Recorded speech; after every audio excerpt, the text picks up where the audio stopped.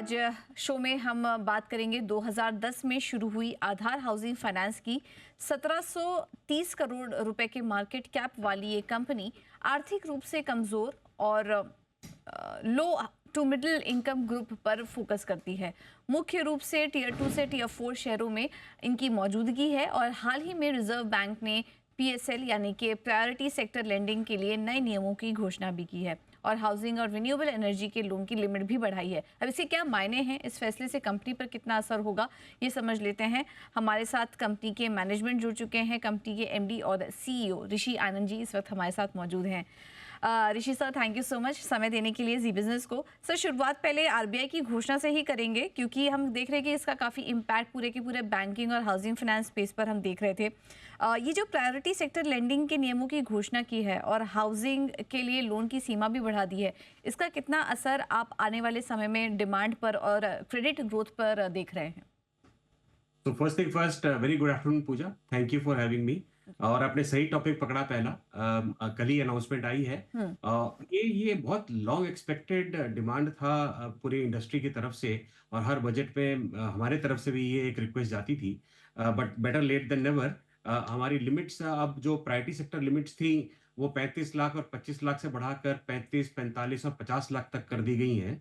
पहले definition metro non metro हुआ करता था। अब बहुत इंटरेस्टिंगली इस डेफिनेशन को मेट्रो नॉन मेट्रो से हटा के पॉपुलेशन के साथ लिंक कर दिया गया है, which makes a lot of sense. जैसे 10 लाख के पॉपुलेशन तक लिमिट को 25 लाख से 35 लाख तक कर दिया गया है।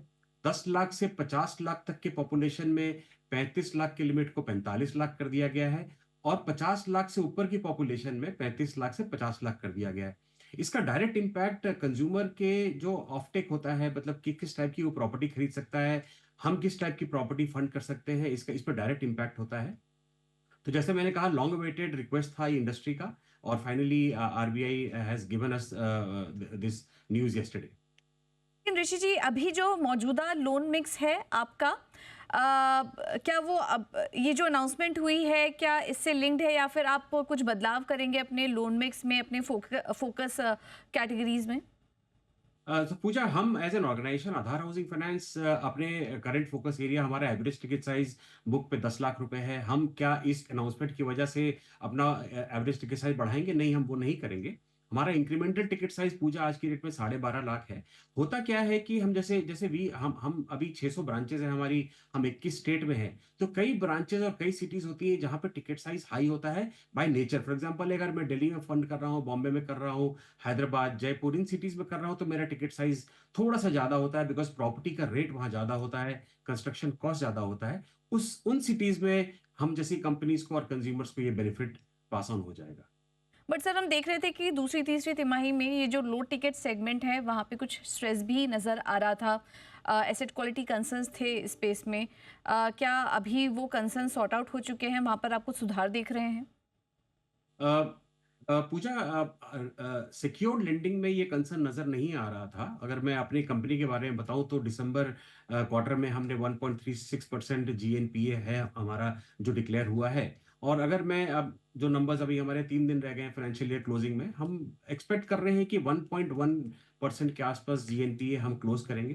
तो मतलब अगर क्वार्टर ऑन क्वार्टर देखें तो एसेट क्वालिटी इंप्रूव हो रही है। तो ग्रॉस एमपी के फ्रंट पर तो नंबर्स अच्छे दिखाई दे रहे हैं, एसेट क्वालिटी में भी सुधार होने का अनुमान है। ऑल राइट सर, इसके अलावा आरबीआई ने और भी काफ़ी सारी घोषणाएं की हैं। सिस्टम में लिक्विडिटी को सुधार के लिए भी काफ़ी सारे कदम उठाए हैं। रेट कट साइकिल भी अब हम देख रहे हैं कि धीरे धीरे शुरू हो चुकी है। तो ऐसे में अपने बोरोइंग ट्रेंड्स, जो कॉस्ट ऑफ बोरोइंग ट्रेंड है, वो आप कैसा देख रहे हैं? क्योंकि बीच में हम देख रहे थे कि कुछ क्वार्टर से वहाँ पर थोड़ी बढ़त हो रही थी, हालांकि 8% के आसपास स्टेबल है फिलहाल। लेकिन क्या आने वाले समय में आप इसमें थोड़ी बढ़त देख रहे हैं या फिर कुछ सुधार देख रहे हैं?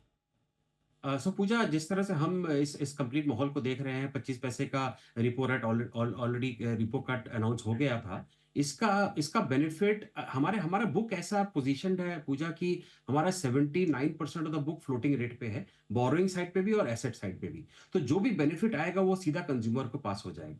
अब हमारे को बेनिफिट कैसे आता है? हमारे 15,000 करोड़ की हमारी बोरोइंग है, जिसमें से करीब 17-18% की जो हमारी बोरोइंग है वो रिपो से लिंक्ड है, बाकी हमारी एमसीआर से लिंक्ड है। तो अगर रिपो कट आता है, जो कि अभी आया था और आगे भी एक्सपेक्टेड है आएगा, तो इमीडिएटली वो 17% पे तो बेनिफिट मिल जाता है। बाकी का जो एमसीएलआर लिंक्ड है, उस पे बेनिफिट 3 से 6 महीने में आता है। तो एज़ एंड व्हेन कंपनी को बेनिफिट मिलेगा, ये कंज्यूमर को पास ऑन हो जाएगा। कंपनी इसमें कोई मार्जिन क्रिएट नहीं करेगी क्योंकि ये फ्लोटिंग नेचर बुक है। बिल्कुल। ऑलराइट, सर एक बट छोटा सा कंज्यूमर के जी, लिए इफ आई कैन ऐड जी, जी। कंज्यूमर बहुत अच्छा एक बहुत पॉजिटिव ट्रेंड स्टार्ट हो गया है। अगर आपको याद हो तो 5 साल के गैप के बाद पहला रिपो कट आया था। हुँ, इवेंचुअली हुँ। कंज्यूमर इसमें से बहुत बेनिफिट करेंगे। ऋषि सर, ब्लैकस्टोन का काफ़ी सिग्निफिकेंट स्टेक है कंपनी में, लेकिन हाल फिलहाल में कुछ रिपोर्ट्स के मुताबिक हम पढ़ रहे थे कि वो एग्जिट कर सकते हैं या धीरे धीरे उनकी हिस्सेदारी कम करने की योजना है। क्या उससे जुड़ा कुछ अपडेट या कुछ क्लैरिफिकेशन आपकी तरफ से आप दे पाएंगे? जी पूजा, ब्लैकस्टोन का जो करंट स्टेक है पोस्ट लिस्टिंग प्री लिस्टिंग 98.7% था। पोस्ट लिस्टिंग आज की डेट में 75.7% स्टेक है। अब जिस तरह से प्राइवेट इक्विटी, ब्लैकस्टोन एक private largest global private equity fund है, जिस तरह से ये फंड ऑपरेट करता है, इनका एक फंड लाइफ होता है। हमारा जब इन्होंने हमारे में इन्वेस्ट किया था तो फंड लाइफ 10 साल का था, जिसके जिसके हिसाब से अभी 5.5 साल का फंड लाइफ बैलेंस है।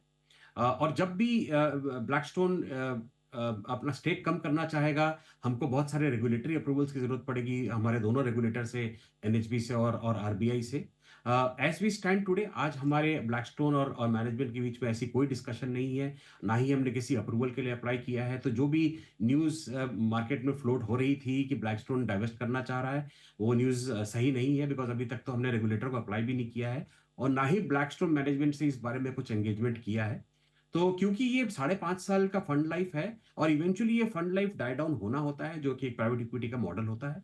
तो मेरे को कोई हरी नहीं दिख रहा है ब्लैकस्टोन के डाइवेस्टमेंट में अभी। ओके, तो ये क्लैरिफिकेशन यहाँ पर कंपनी की तरफ से। ऋषि साहब, बहुत बहुत धन्यवाद आपका आज अपना कीमती समय हमें देने के लिए और ग्रोथ आउटलुक पर और बिजनेस की ग्रोथ योजनाओं पर भी हमसे बात करने के लिए बहुत बहुत धन्यवाद आपका।